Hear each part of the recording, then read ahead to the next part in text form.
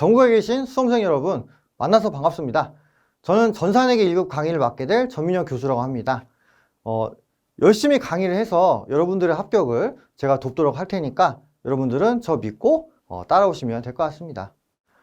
많은 분들이 그 전산회계 시험을 준비를 하죠. 그래서 제가 그 여러분들을 위해서 좀 도움을 드릴까 합니다. 그래서 전산회계 1급 책도 냈고 이렇게 인강을 또 찍게 되었고요. 그 다음에 이 인강은 무료로 배포되는 것이기 때문에 부담 없이 열심히 들어주시면 될 것 같습니다. 그래서 차후에 다 설명드리겠지만은 카페에 가입을 하셔가지고 여러분들이 강의를 들으시면 되고요. 그 다음에 필요한 질문은 얼마든지 해주시면 될 것 같습니다. 다만 공부를 좀 하시다가 모르는 게 있으면 질문하셔야 돼요. 그냥 뭐 처음부터 질문하시면 안 됩니다. 일단 제가 여러분들을 위해서 이론 설명, 실기 설명 다 해드리겠지만은 궁극적으로 공부하는 주체는 여러분들이란 말이에요. 제가 대신해서 공부를 해드릴 수는 없기 때문에 여러분들이 열심히 해주셔야지 저희 노력이 빛을 발하고 여러분들한테도 합격이란 그 영광이 도래하게 되는 것이죠. 네, 그래서 요번에는 첫 강의이기 때문에 제가 뭐 이론 설명을 따로 하진 않겠습니다. 일단 책 구성이라든가 그 다음에 여러분들이 어떤 방식으로 공부하셔야 되는지 그런 설명을 드리고 다음 강의부터 본격적으로 전산회계 1급 강의를 하는 걸로 하겠습니다. 자, 일단 그 교재 있죠, 교재. 여러분들 교재를 구매를 하셨을 겁니다. 교재는 구매를 하셔야 돼요. 교재까지 무료로 드리는 거는 좀 현실적으로 불가능하죠. 일단 교재는 사셔야 되고요. 그 여러 온라인 서점이라든가 구민사 홈페이지 가서 보시면은 그 전산회계 1급 책이 있으니까 여러분들이 구입을 하시면 되겠습니다. 그래서 처음에 이렇게 제목이 나와 있죠, 그죠? 처음에 제목이 나와 있고요. 그래서 뭐 출판사에 대한 그 소개가 간략하게 있습니다. 저 책 첫 페이지 보시면은 뭐 전화번호라든가 기타 뭐 홈페이지 뭐 이런 것들이 있죠. 교재 순서하고 똑같아요. 똑같고요. 여러분들 좀 보시기 편하라고 교재를 PDF 파일로 변환해서 이제 강의가 진행되고 있습니다. 첫 페이지는 그렇고요. 그 다음에 두 번째 페이지인데 저에 대한 소개입니다. 소개.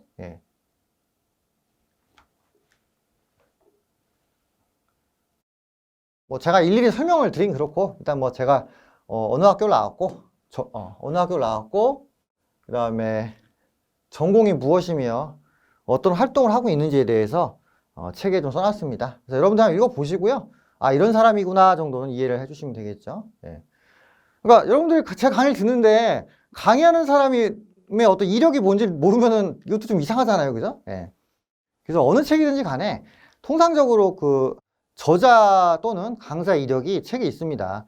그게 전혀 없으면은 그것도 좀 이상한 거죠. 뭐 자신있게 내놓을 수가 자신있게 자신의 이력을 내놓을 수가 없다는 거잖아요. 그래서 뭐 이력이 뭐 좋든 나쁘든 어쨌든 간에 일단은 그 강의하는 사람의 어떤 스펙을 공개를 하고 수험생들한테 맡기는 게 의미가 있다고 생각을 합니다. 그래서 뭐 처음에 이렇게 제 이력이 나오고요. 책에도 있어요. 그래서 뭐 저 같은 경우는 뭐 일단 그 대학교 나오고 전공은 경영학이고요. 그 다음에 뭐 개인 회계사 사무실 운영하고 있고 그 외 기타 이제 뭐 여러 군데에서 강의를 하고 있습니다. 그래서 학교에서 강의를 하고 공공기관에서 강의를 하고 그렇게 하고 있고요. 그 다음에 전산회계뿐 아니라 다른 시험 과목도 강의를 하고 있습니다. 그래서 전산회계를 공부하시다가 회계 흥미를 많이 느끼시게 되면은 이제 좀 더 고난이도의 자격증을 좀 노리게 되죠. 그래서 뭐 경영지도사라든가 뭐 공인회계사, 세무사 뭐 이런 것도 노리게 되고요. 그 다음에 이제 뭐 대학원 가서 회계 공부를 할 수도 있는 거죠.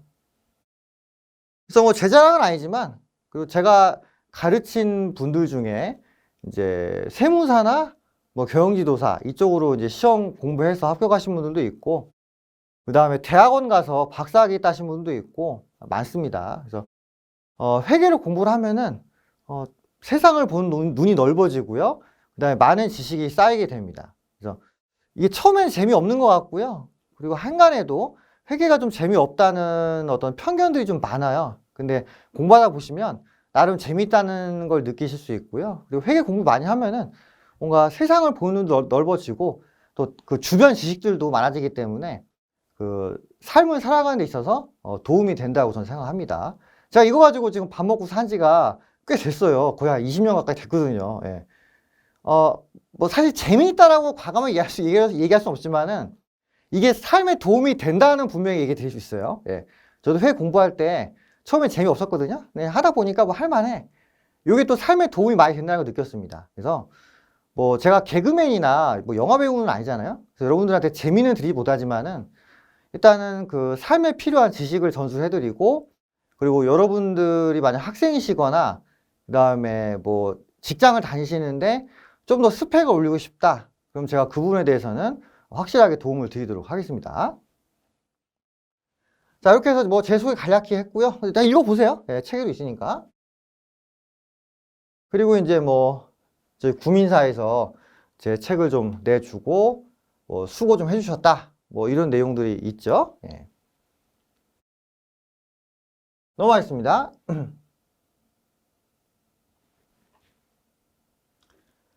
자, 그다음에 머릿말이지, 머릿말.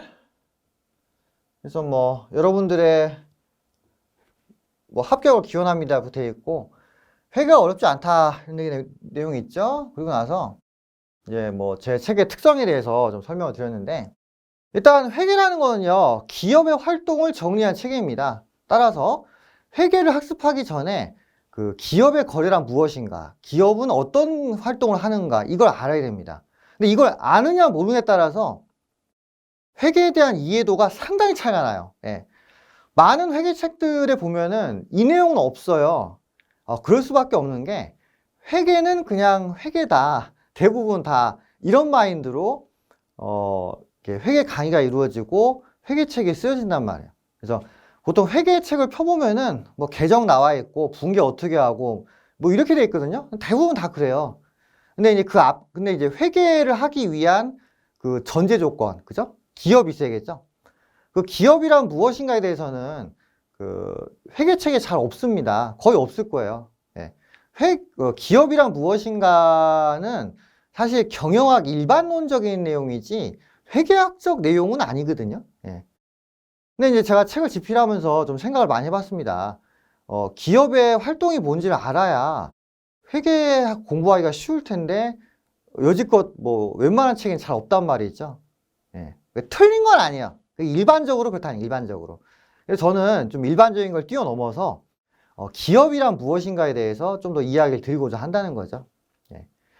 그래서 이게 회계만 공부를 하게 되면은 그냥 회계에 대해서 그 뭐랄까요, 이론하고요 기술적인 절차는 잘 알게 돼요, 회계만 공부하면은. 그런데 경영학의 한 파트로서, 그리고 기업에게 있어서 아주 중요한 회계, 이 본질에 대해서는 놓칠 수가 있거든요. 그래서 제가 좀 더 자세하게 설명을 드리고자 한다는 거예요. 예. 얘기 듣다 보면은 뭐 재미있는 것들이 좀 많이 나올 겁니다. 그래서 기업에 대해서 먼저 좀 학습을 하시게끔 제가 책을 집필한 거고요. 그것도 저희 이제 시험 봐야죠, 그죠? 그래서 기출문제를 분석을 해서 시험에 자주 나오는 것들에 대해서 설명을 좀 집중적으로 했습니다. 그래서 제 수업을 들으시면은요, 전산회계 1급 80점 이상은 맞을 수 있을 것이다, 제가 과감하게 좀 이야기 드립니다. 제 수험생 중에서 90 몇 점까지 맞은 학생들도 있어요. 예. 기본 80점은 우습죠. 예. 물론 다만 그 시험장 갔을 때 컨디션이 좀 안 좋아가지고 실수하는 경우란 모르겠지만은 웬만큼 컨디션이 좋고요, 학습이 잘 돼 있으면은 전산회계 1급 내용을 이제 80점 이상은 득점을 할 수가 있습니다. 예. 아주 어려운 경우라도 70 몇 점까지 맞을 수 있고요. 이제 약간 쉬우면은 90점까지는 충분히 갑니다. 예. 그래서 객관식, 주관식 문제를 다 제가 적절히 또 배치했습니다. 좀 효율적으로 공부하시라고 배치를 했고요. 그래서 열심히 공부하시면은 뭐 잘 될 것이다, 이거예요. 예. 그래서 일단 여러분들한테 제 책을 소개를 이제 시켜드리는데, 또 허술하게 또 알려드리면 안 되잖아요. 그래서 머릿말에 일단 저희 다짐 같은 거를 쭉 써놨습니다. 예. 그리고 이제 회계뿐 아니라 이제 구민사에서 여러 가지 또 좋은 교재들 내놓으니까요, 다른 분야에도 관심이 있으시면은 여러분들이 구민사 책을 사서 한번 봐주시면 좋을 것 같습니다. 제가 보니까 여러 책들이 많은데 괜찮은 것들이 있더라고요. 예. 꽤 많아요. 예. 그래서 일단은 전산회계 1급을 통해서 제가 여러분들한테 인사를 드리고요. 일단 또 여러분들의 합격을 위해서 노력을 하겠다는 거 다시 한번 이야기 드립니다. 그래서 뭐 반복적 학습, 그 다음에 이론 주관식 문제, 적절한 배치, 그리고 기업에 대한 어떤 이해, 그죠? 요 세 가지가 제 교재 핵심이다. 이렇게 생각해 주시면 될 것 같습니다. 자, 그럼 그 다음 볼게요. 자, 목차인데요. 일단 목차를 좀 보면서 제가 설명을 좀 드리겠습니다. 일단 책 구성이 어떻게 되어 있는지를 여러분들이 좀 이해를 하셔야 학습하기가 수월하겠죠. 일단 전산회계 1급의 경우는 파트가 그 세 가지가 있어요. 세 가지.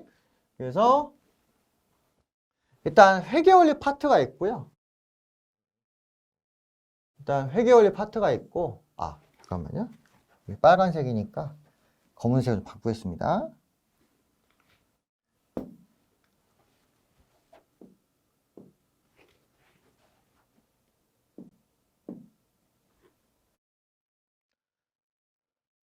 일단 그 전산회계 1급은 크게 세 가지 파트로 되어 있어요. 세 가지. 그래서 일단 회계원리가 있고요. 자, 회계원리가 있고, 그 다음에 부가가치세가 있고요. 그 다음에 원가가 있습니다. 원가회계. 전산회계 2급 공부하신 분들한테는 요 회계원리가 익숙할 거예요. 예. 그래서 제가 전산회계 2급도 강의를 하잖아요. 그죠? 그래서 전산회계 2급에서는 회계원리 위주로 내용이 나오고요. 그 다음에 전산회계 1급에서는 부가세하고 원가가 추가됩니다. 그리고 이 부분에 대해서 또 회계 처리가 추가로 나오고요. 이론 설명이 나오게 되는 것이죠. 그래서 전산회계 2급 공부하신 분들이라면은 요 두 개 더 해가지고 전산회계 1급을 공부하시면 되고요. 그 다음에 이제 막바로 전산회계 1급으로 오시는 분들이 많아요, 생각보다. 그러면은 시간을 좀 많이 투입을 하셔야 됩니다. 저희 전산세무회계 수준이 전산회계 2급, 1급, 세무 2급, 세무 1급 이렇게 되어 있단 말이에요.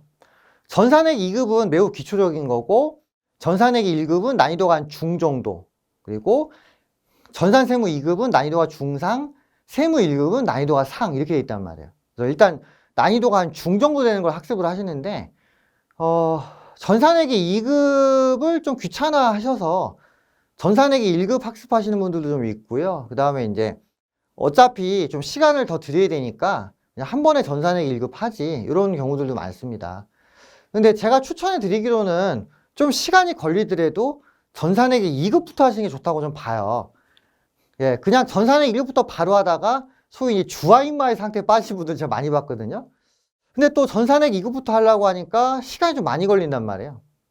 근데 생각보다 2급, 1급 이렇게 단계별로 올라가는 게 시간이 그렇게 많이 걸리진 않습니다. 전산회계 2급에서 회계만 잘 학습해 놓으시면은 그걸 기반으로 한 세무 2급까지는 가요. 예. 그렇기 때문에 전산회계 2급을 공부를 해 놓으시면은 전산회계 1급도 충분히 응용이 되는 거고요. 그렇다고 해서 그럼 반드시 전산회계 2급부터 해야 되냐? 그건 아닙니다. 여러분들의 선택인데 그 시험 체계가 그렇게 만들어진 이유가 있겠죠, 그죠? 예.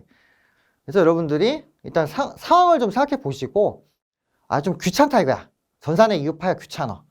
그러면은 아주 빡세게 전산회계 1급부터 하시고요.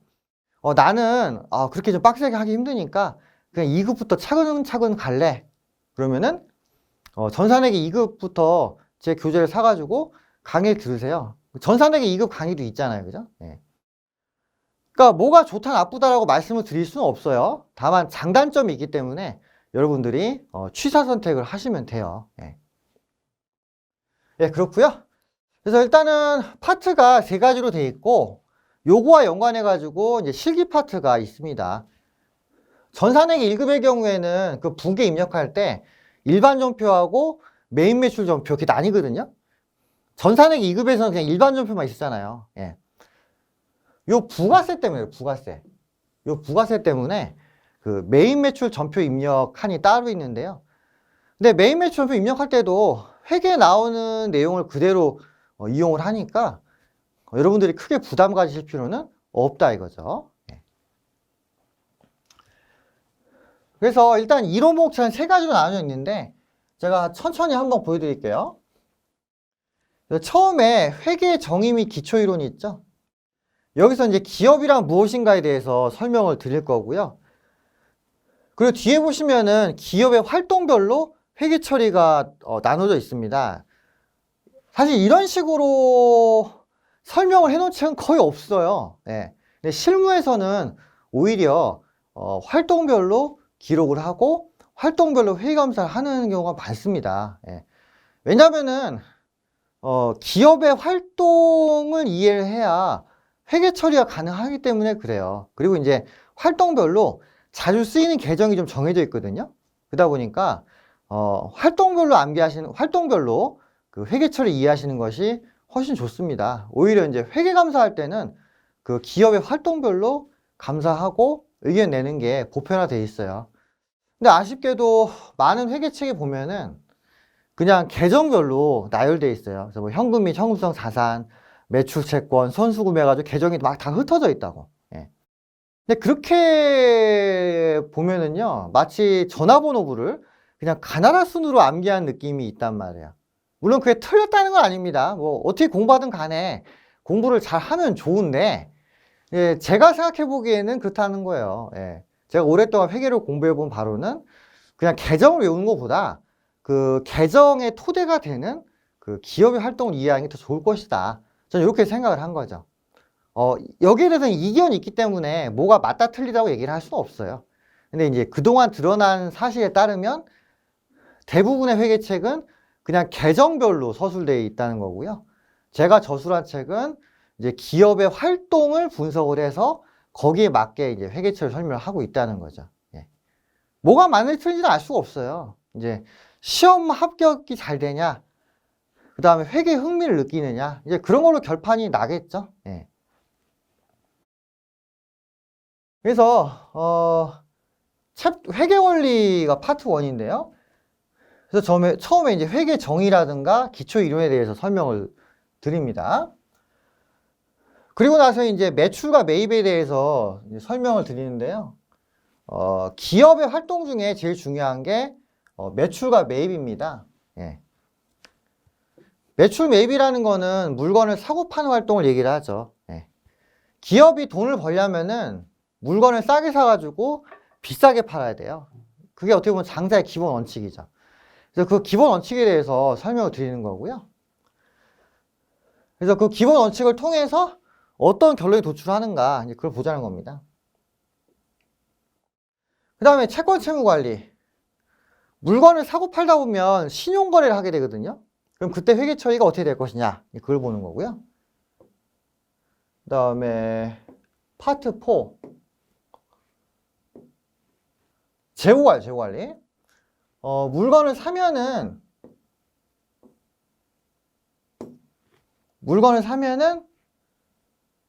그 재고를 어떻게 관리할 것인가에 대해서 좀 생각을 해봐야 됩니다. 당연히 그럴 수밖에 없죠. 재고가 많이 남게 되면은 회사 입장에서 손해잖아요. 그죠? 네. 그래서 재고 관리에 대해서 설명드릴 것이고, 그 다음에 그 이외에 회사의 재고에 포함시킬 거, 포함시키지 말 거 설명드릴 거고요. 그 다음에 매출의 형태가 또 다양하게 좀 있습니다. 그 부분에 대해서 제가 또 이야기를 드리도록 하죠. 그래서 기업의 활동 중에 중요한 거는 메인 매출이거든요. 그거에 대해서 이야기 드릴 거고요. 그 다음에 판매 관리 활동에 대해서 제가 설명을 드릴 건데, 회사가 물건을 사고 팔면서 기본적인 이윤을 남긴단 말이에요. 그럼 그 기본적인 이윤을 회사 내부 유지에 쓰이게 됩니다. 그죠? 일반 개인도 돈을 번 다음에 생활비로 쓰잖아요. 약간 그런 개념이라고 생각하시면 돼요. 그래서 그럼 기업이 내부 조직 유지를 위해서 어떤 방식으로 돈을 쓰는가, 그걸 좀 봐야 될 거고요. 자, 그 다음에 자금 관리의 운용인데요. 회사가 돈을 많이 벌면은 그 돈을 좀 어디다 잘 둬야 되겠죠. 우리 일반 개인을 생각해봐요. 자, 뭐 여러분들이 학생이실 수도 있고 직장인일 수도 있고 뭐 사업하는 분일 수도 있고 다양하겠죠. 근데 일단은 어쨌든 간에 돈을 버는 경제활동을 한단 말이에요. 학생들도 알바하면은 경제활동 하는 거죠. 네. 그래서 돈을 벌어. 그래서 그걸 생활비로 써요. 나온 거 어떻게 해요? 예적금에 두죠. 회사도 마찬가지야. 둔단 말이에요. 네. 그래서 그 자금 관리를 어떻게 할 것인가 그걸 보는 거고요. 그 다음에 이제 회사 입장에서 여러 가지 채권 채무가 발생할 수 있는데 그 종류가 무엇인지를 좀 보자는 거죠. 그래서 매출 매입할 때 채권 채무가 발생을 하기도 하지만 그 이외의 다른 상황에서도 채권 채무가 발생을 한단 말이에요. 자, 그러고 나서 이제 시설 투자란 시설 투자.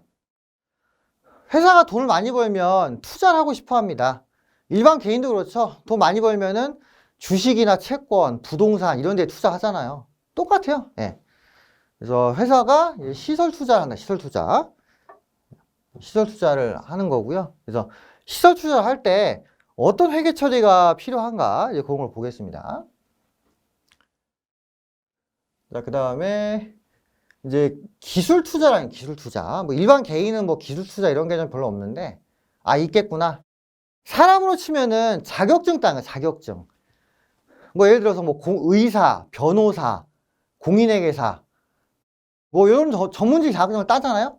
그러면 이러한 전문직 자격증을 통해서 초과적인 수익을 누릴 수 있단 말이에요. 그러니까 뭐 의학이라든가 즉 사람을 치료한다든지 그 다음에 뭐 변호를 한다든지 회계 관련된 대리를 해준다든지 그런 특수한 분야에 대해서 어떤 독점적인 지위를 누린단 말이에요. 자격증이 있으면은. 그러면 일반적인 경우보다 돈을 많이 벌겠죠, 그죠? 예. 회사도 마찬가지예요. 그 회사만이 쓸 수 있는 어떤 기술 같은 게 있다고 치면은 그거 가지고 돈을 벌 수가 있는 거죠, 그죠? 예. 그래서 그 기술 투자, 권리 투자에 대한 내용을 말씀드릴 거고요. 그 다음에 유가증권 투자가 있습니다. 유가증권 투자. 주식이나 채권에 회사가 돈을 투자할 경우 어떻게 회계 처리할 것인가 그걸 말씀드리는 거고요. 그 다음에 자본 여기다 별표 치는데 전산회계 2급에서는 여기 간단했거든요. 근데 전산회계 1급부터는 자본 내용이 되게 어렵게 들어갑니다. 그래서 많은 분들이 전산회계 1급 중에 어려운 내용으로 자본을 꼽아요. 자본. 네. 그래서 이 같은 경우는 좀 여러분들이 심도 있게 보셔야 되고요. 자본이 어려운 이유는 자본은 상법의 규정을 따라서 상법. 근데 저희가 회계를 공부하는데 상법까지 할 이유는 없잖아요. 하지만 상법에서 파생된 내용들이 있기 때문에 제가 간단히 설명을 드리도록 하겠습니다. 자, 그 다음에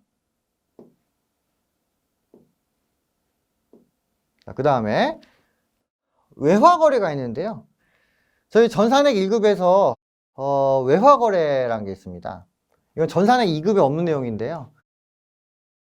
회사가 그 물건을 사고 팔 때 해외 쪽하고 거래할 때 있잖아요.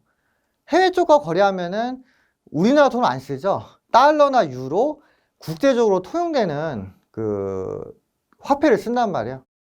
그리고 이제 외국 돈을 쓸 때는 외국 돈과 우리나라의 돈의 비율인 환율이라는 게 환율.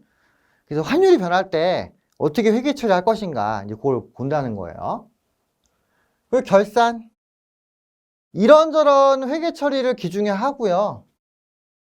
마지막에 정리를 해야 되는 게 있거든요. 그걸 기말결산이라고 하는데 기말결산의 경우 앞에 활동에서 다 이야기를 드릴 겁니다. 근데 이제 좀 뜨문뜨문 얘기하니까 한 번에 다 모아가지고 설명을 드리고요. 그 다음에 수익비용 귀속시 결정이라는 거, 그 부분에 대해서도 한 번 더 이야기를 드리도록 하겠습니다. 그래서 보시면 전산액이 2급이랑 겹치는 게 좀 많죠. 그죠? 네, 전산액이 2급하고 겹치는 내용들이 많습니다. 그래서 전산회계 2급을 공부를 하시면은 1급 학습하시는 게 수월하다는 거죠. 자, 그 다음에 재무제표 표시 공시. 자, 기중에 각종 활동에 대해서 우리가 회계 처리합니다. 소위 분계를 하는데요. 그럼 그 분계를 가지고 뭔가 정리해서 자료를 만들어야 되잖아요. 그래서 분계한 내역을 정리한 자료를 재무제표로 합니다. 재무제표. 그리고 그 재무제표가 무엇인가에 대해서 설명을 드리도록 하죠. 자, 그 다음에 재무회계 개념책이라고 있는데요. 요건 전산회계 2급에는 없던 거예요. 전산회계 1급 이상에서 나오는데 우리가 이제 회계 처리를 쭉 공부할 겁니다. 소위 분계를 공부할 건데, 그러면 그 분계를 하기 위해서 어떤 전제가 필요하고 어떤 원칙하에서 분계가 이루어지는가 그걸 봐야겠죠. 그래서 그 원칙을 재무회계 개념책이라고 한다는 거죠. 그리고 이제 재무제표를 만든 다음에 그 재무제표에 대해서 사람들이 뭐 보고 뭔가 느끼게 될 거 아니에요. 그죠? 그래서 회계 정보가 가져야 되는 기본 특성에 대해서도 이야기 드립니다. 요거는 이제 주식 투자나 은행 대출에 관련된 내용이라 보시면 되는 거죠. 자, 이렇게 해서 전산회계 1급의 경우에는 파트 1이 챕터 15까지 내용이 정해됩니다. 그래서 전산회계 2급보다 양이 좀 많아요. 그래서 처음에 공부하실 때는 이거 어떻게 해? 이렇게 생각할 수 있는데 하다 보면은요 다 됩니다. 끝까지 여러분들이 해주시는 게 중요하다는 거고요. 자, 그 다음에 파트 2 부가가치세인데요. 세금에 대해서 공부하는 겁니다. 그래서 부가세의 의의라든가 기본 흐름 볼 거고요. 그 다음에 부가가치세 계산하기 위해서 세금 계산서라는 거를 발행하거나 받아야 됩니다. 또 그 부분에 대한 내용 이야기 드릴 거고요. 그 다음에 부가세 매출세액에 대해서 볼게요. 매출세액. 나중에 말씀드리겠지만 부가세 같은 경우는 매출세액에서 매입세액을 빼가지고 계산하거든요. 그래서 매출세액이니까 어디서 부가세가 발생할 것 같아요? 매출. 예. 그래서 관련 내용 볼 거고요. 그 다음에 뭐 영세율이라고 해서 수출하는 경우에 부가세가 어떻게 처리되는가 그것도 볼 겁니다. 그 다음에 부가세 매입세액인데요. 매출세액에서 매입세액을 뺀 나머지 요게 이제 최종 납부세액인데요. 매입세액에 대해서 볼 거고요. 매입세액이니까 뭐에 대한 거예요? 그죠? 매입. 원재료, 상품 매입하고 연관이 있단 말이에요. 그리고 마지막으로 부가세가 있을 때 회계 처리 어떻게 할 것인가. 나중에 실기할 때 매입 매출 전표 입력 볼 거거든요. 그쪽 내용하고 연관이 있다는 겁니다.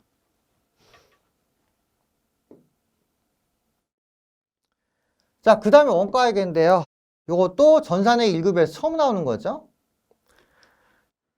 전산회계 2급에서는 그냥 물건을 싸게 사가지고 비싸게 파는 것만 얘기가 나왔어요. 근데 전산회계 1급부터는 물건을 제조하는 게 나오거든요. 물건을 제조해서 그걸 파는 겁니다. 그럼 중간에 가공이라는 절차가 들어가요.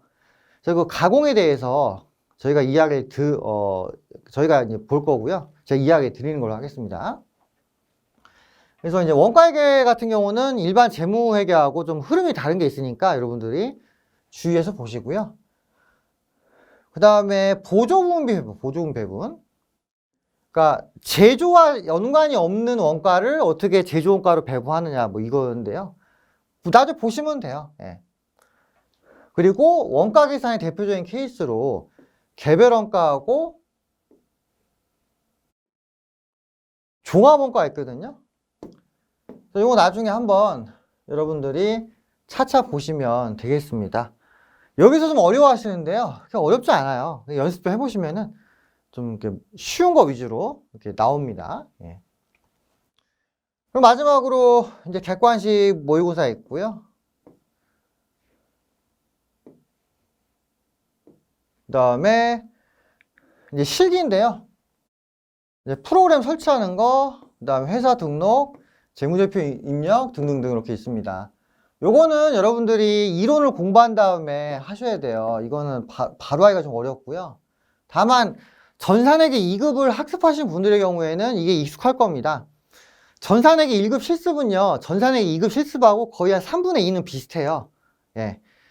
부가세와 관련해가지고 좀 더 뭐 있는 게 있는데, 그거 이외에는 거의 비슷하다고 보시면 되겠습니다. 그래서 뭐 쭉 연습하고요. 그 다음에 일반 전표 입력 연습하고, 그 다음에 메인 매출 전표 입력 연습을 하고, 다양하게 볼 거예요. 그리고 오류 수정하는 거 보고, 그 다음에 결산 붕괴 하는 거 보고, 장부 조회하는 거, 그 다음에 뭐 기능 좀 더 보고, 모의고사 보고, 기출문제 풀고, 뭐 이런 식으로 하면은 모든 내용이 마무리가 되는 거죠. 그래서 일단 이론을 좀 알아야 실기를 풀 수가 있습니다. 그리고 제 책 특성상 또 이런 게 있어요. 이론 챕터를 공부하고요. 그 다음에 거기에 걸맞는 실기 챕터를 하시게 번갈아 가면서 해보세요. 그럼 훨씬 도움이 될 겁니다. 예를 들어서 매출 매입 하잖아요. 그러면은 1월 분기가 매출 매입 분기예요. 일반 전표하고 메인 매출 전표 다 1월 분기가 매출 매입이거든요. 그러면 매출 매입 이론 공부하고 실기 연습하면서 기본적인 문제 패턴을 학습을 하시면 되는 겁니다. 그래서 처음부터 끝까지 쭉 보실 필요는 없고요. 그 이론 챕터 하나씩 본 다음에 거기에 걸맞는 실기 챕터를 이렇게 하나씩 보시면은 훨씬 더 학습 효율이 좋습니다.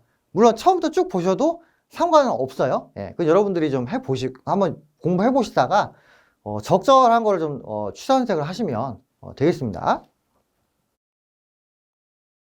그래서 목차가 이렇게 있고요. 자, 그 다음에 이제 이 책의 구성에 대해서 써 있죠? 한번 읽어보시면 되겠죠? 이론과 실기를 한 번에 공부할 수 있고요. 기출문제도 다 있습니다. 그래서 제 책에 모든 게 딱 다 들어가 있어요. 전 단권화를 보통 선호하거든요. 그래서 책을 막 여러 개씩 이렇게 하는 경우도 있어요. 뭐 예를 들어서 뭐 기초, 기본, 모의고사 기출해가지고 또 뭐 다 책으로 만들어가지고 그렇게 팔리는 것들도 있는데, 아니, 나쁘지 않아요. 뭐, 그건 뭐 오히려 천천히 학습하고자 하는 수험생들한테 더 좋을 수 있죠. 다만 제 취향상, 그리고 제가 강의해본 경험에 따르면 최소한 제가 가르치는 학생들 또는 뭐 직장인분들의 경우는 단권화를 좀 선호를 하더라고요. 그래서 저는 이제 책을 한 권으로 만들었습니다. 그래서 보면은 뭐 책을 좀 여러 개로 나눈 경우도 있고 아니면 단권화한 경우도 있고 그 출판사마다 다 다르거든요. 예. 근데 일단은 전 단권화로 했고 여러분들은 이 책을 아주 아주 그냥 아작을 낼 정도로 공부를 하시면은 됩니다. 예. 아주 표현이 거칠었나? 이걸 그냥 다 씹어 먹는다는 느낌으로 학습을 하세요. 그러면 전산회계 1급 눈 감고도 풀 수 있습니다. 예. 이 안에 모의고사랑 기출문제 다 있기 때문에 여러분들이 학습하시기 편하게끔 책을 썼다는 거 이야기 드리고요. 예, 그래서 특징이 있죠? 읽어보시면 되고요.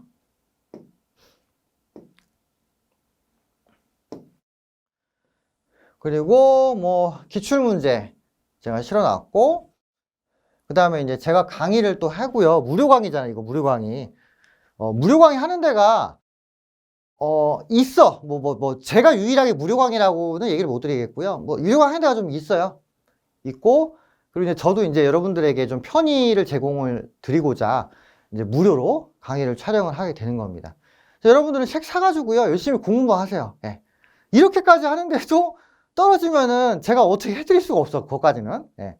제가 대신 공부를 해드릴 수는 없어요. 저는 여러분들이 좀 더 효율적으로 학습할 수 있게끔 도와주는 사람이지 제가 직접 공부를 하는 자가 아니란 말이에요. 그죠? 그래서 제가 최대한의 편의를 제공해 드릴 테니까 공부는 여러분들이 좀 알아서 열심히 하시란 말이죠. 예.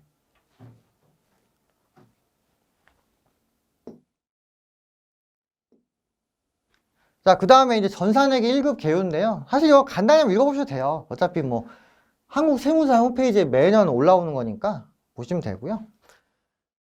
일단 시험이 6번 그리고 세무사회 홈페이지 license.kacpta.orkr에서 시험을 주관하죠. 그래서 거기서 이제 접수를 또 한단 말이에요.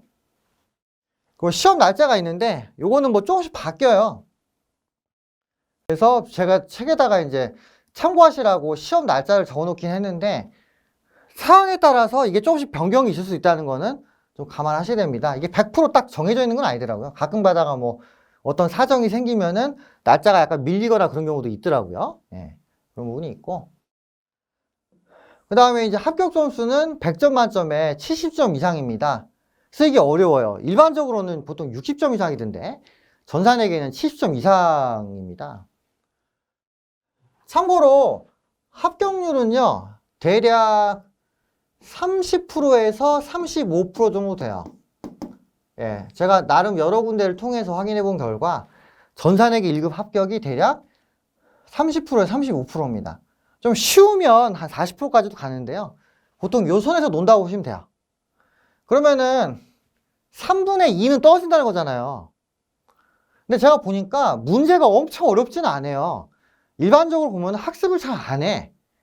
그래서 또 제가 인강으로 그냥 한다고 해서 또 어영부영 학습하지 마시기 바랍니다. 그놓고서 뭐 책이 잘못됐다, 뭐 강사가 설명을 이상하게 했다, 뭐 이런 식으로 얘기 들으면 되게 기분이 안 좋단 말이에요.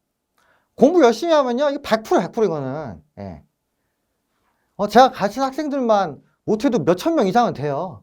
근데 그러니까 제 강의 들으신 분들 중에서 한 번 정도는 떨어지지만 그래도 웬만하면 다 붙으시더라고요. 거의 대부분. 예. 공부 열심히 하면 다 됩니다. 좀 다르게 표현하면은 그만큼 많은 분들이 공부를 안 한다는 얘기가 돼, 또. 좀 안타깝습니다. 이거 잘만 하면은 합격률이 한 50%까지 갈 것 같은데.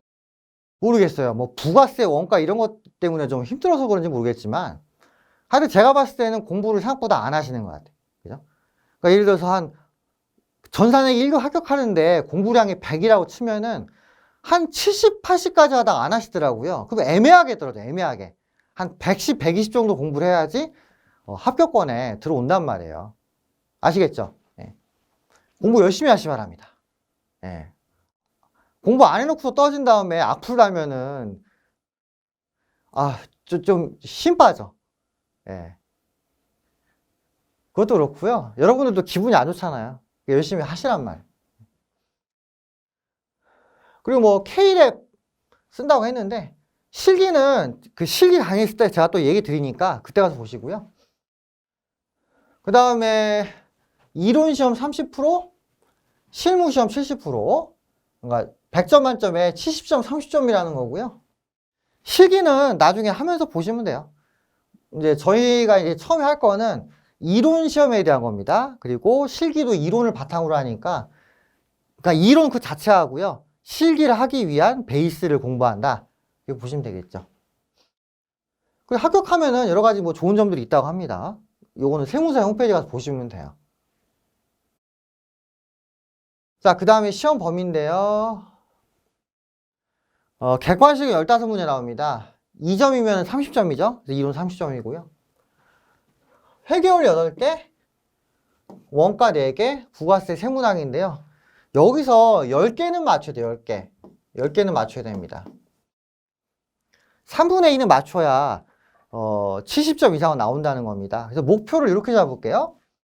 여기서 10개 맞춘다. 그죠? 그 다음에 실기가 70점인데 1번은 기초정보관리 10점, 2번은 일반적표명 6문제, 3점 해가지고 18점, 메인 매출 6문제, 3점에 18점 이렇게 된단 말이죠. 그 다음에 오류수정 2문제 6점. 가끔 이게 3문제가 나올 때가 있어. 그럼 결산분계가 2문제로 줄어요. 근데 일반적으로 이렇게 나와요. 2문제, 3문제. 그리고 마지막으로 장부조의 3문제가 9점 나오거든요. 이거 다 이제 회계 처리 입력하는 겁니다. 그래서 합격을 하려면요, 객관식을 10개 이상 맞아야 되고, 실기 146번을 무조건 맞춰야 돼요. 요걸 맞추면은 10점, 6점, 9점이니까 25점 아니에요, 25점. 그죠? 그 여기서 이제 10개 맞으면은 20점이고요. 그리고 이 상태에서 전표를 11개 이상 맞춰야 됩니다. 분계가 2번에서 6개, 3번에서 6개, 5번에서 3개 이렇게 나온단 말이에요. 그 15개잖아요. 15개. 그죠? 그 15개에서 11개는 맞춰야 돼. 3분의 2 약간 넘는 수준이죠. 그렇게 해야지 78점이 나와가지고 안정적인 합격을 할 수가 있다는 겁니다. 이것도 애매하게 70점 목표라면은요, 꼭 69점이나 68점으로 떨어지더라고요. 아, 그러면 안 되죠. 예. 그래서 78점을 목표로 여러분들이 학습을 하셔야 된다 이거죠. 그래서 제가 이걸 목표로 해서 강의를 하기 때문에 조금 빡셀 수도 있어요. 하지만 한 번에 우리 합격하는 게 중요하잖아요. 그죠? 예. 그래서 열심히 좀 해주시라 이거죠. 자, 이렇게 해서 일단은 우리가 어느 정도 수준으로 합격을 할 것인가 생각을 해봤고, 어떻게 이제 그러면은 그 이론을 접근해야 될지도 봤습니다. 실기할 때 또 설명 드릴 테니까 천천히 보세요. 계속 똑같은 얘기 할 겁니다.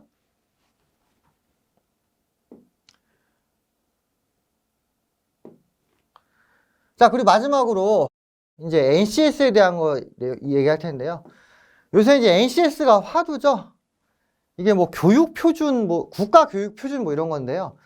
그래서 모든 자격 시험들이나 관련 실기들이 이 NCS 표준에 맞춰가지고 이제 나옵니다. 요새는 그렇더라고요.